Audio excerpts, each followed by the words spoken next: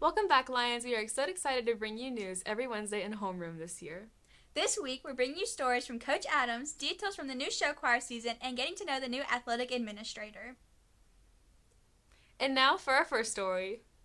Hey Lions, today we're here with Coach Adams. And what do you coach? I coach volleyball here at Proper High School. What prompted you to make the change from college volleyball to high school volleyball, and how does that affect you as a coach? Yes. Well, first, I'm glad I had the opportunity to come back to my alma mater and coach for Proper High School. Alabama State, it was a great experience. We had a great season last year, but I'm happy that I can come back and build the program here at Proper High School volleyball. And it has been a blessing, a true blessing to be here with the girls and to be able to coach them and guide them throughout life. That is amazing. What are your plans for the season this year? My plans for the season this year is to really guide the girls and teach them the importance of sportsmanship. Every day at our practice, we harp on effort, teamness, and attitude. Everybody knows ETA as estimated time arrival, but here at Proper High School volleyball, we know it as effort, teamness, and attitude. So if I can guide those girls and get them to drive for those three core values for our program, I believe that the winning will come. And what drives winning is ultimately is character. So I can guide the girls to have good character, then I know the winning will follow with us. Yes, ma'am. How does teaching in a high school environment influence you as a person? It influenced me because it strengthens my core value, which is just having empathy, integrity, and respect. So I'm so happy to be here with the students to help them in the classroom, and just to guide them in that aspect of their academics. Yes, ma'am. Thank you very much. Yes. Thanks, Coach Adams, for your insight on the next volleyball season. Now over to our next story. Mr. McCormack, what are some of your ideas to bring more people to the show choir shows? I think promoting a little bit more of the opportunities that show choir offers students at Prattville High School. Last year we traveled over 2,000 miles. We competed in 4 different states, and being one of the only extracurricular activities that has traveled that much in a given season, I think promoting it a little bit more, what exactly we do, and also possibly having a performance at a pep rally in the future, possibly in the spring, following the conclusion of our season, would recruit more students to show choir. When is your first show and where?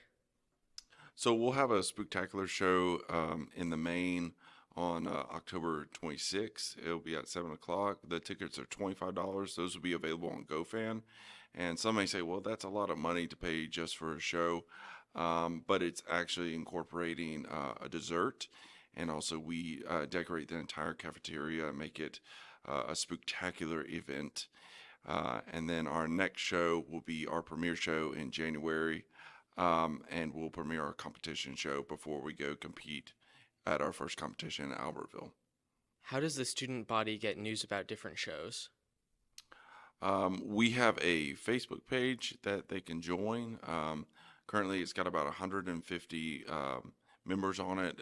It incorporates former students who are in the show choir program, and also incorporates parents of the students and just people who are fans of the Spotlight Show Choir. What's your favorite part about traveling with show choir for competitions and stuff like that? I really like going to like some of the attractions around the places that we've been. Like one time during like Albertville. Albertville is famous for like making fire hydrants. So me and my friends went and we got a picture in front of a chrome fire hydrant.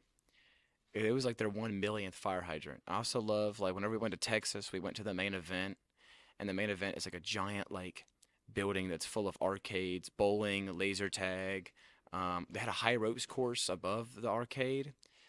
And during like Missouri, we went to the see this show called the Hughes Brothers Show, and it's like a giant Mormon family. Everybody's related, and they were like, it was so like energetic. Like everybody started screaming. Well, I feel like the show choir did. We were like the most hype in the audience, but it was still fun because it's like traveling with a group of like a giant family.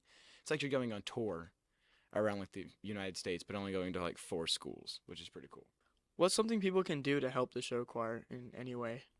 I would say just going and supporting, like just watching the shows. I feel like, I mean, like if whenever we perform, it's really great to have like a big crowd, and whenever people in the audience are like really like hyped and like screaming our names, and like it's like so cool. It's like just like like all the competitions that we go to, whenever we have like a really great crowd that's like cheering and like singing the songs that we sing on stage, it really like helps move like our entertainers and like everybody on stage. We all perform better whenever we have a better like reaction to the audience. Campaign is coming! Campaign is coming! Nay, nay! What are they doing? You didn't know? Peer helpers are launching a campaign this week. Wait, what's a campaign? A campaign is a way to spread positivity throughout the school and educate our peers on issues that aren't talked about enough. And our campaign this week is Be a Friend. And our 5 pillars that we're focusing on are kindness, empathy, intentionality, integrity, and being yourself. Peer helpers are really excited to be launching the campaign this week. And so make sure to tune in for what peer helpers are spreading this week.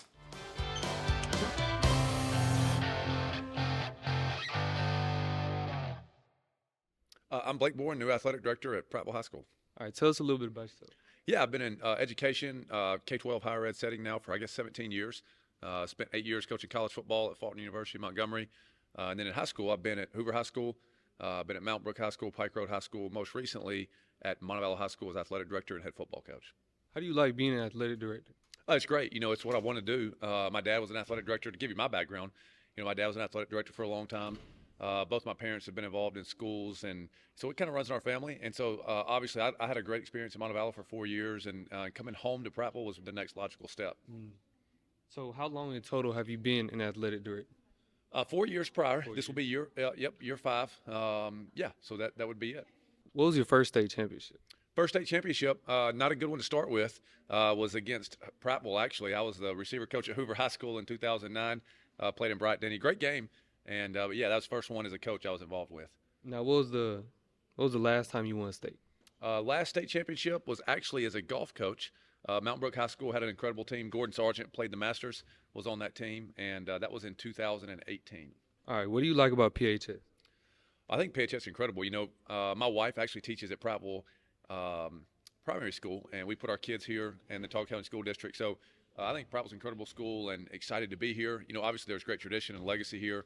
You know, back in my time as an athlete myself, and then obviously in coaching. So we're excited to be a part of the Prattville High School community.